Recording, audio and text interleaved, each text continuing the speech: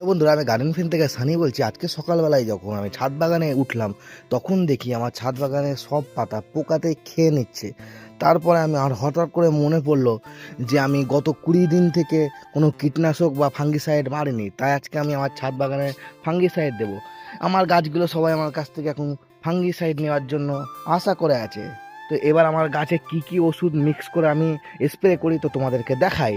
প্রথমে আমি এই বালতির মধ্যে 6 লিটার জল নিয়ে নিয়েছি। তারপরে আমি এই ফাঙ্গিসাইডটা এখন মেশাবো।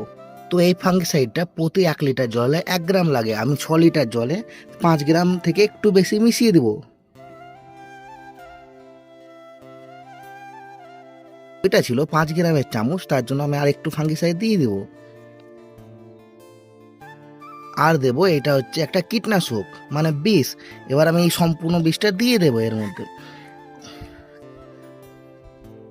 এবার এর মধ্যে এবার এর মধ্যে আমি একটা ভিটামিন দিয়ে দেবো। 1 লিটার জলে 1 গ্রাম, তো আমি 6 লিটার জলে 6 গ্রাম দেবো। এই ভিটামিনটা আমি এখন ঢেলে দেব।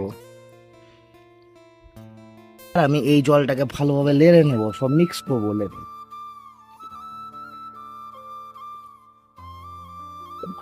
ফাইনালি আমার ওষুধ মেশানো জল রেডি। এবার আমি গাছে এটা স্প্রে করতে শুরু করব।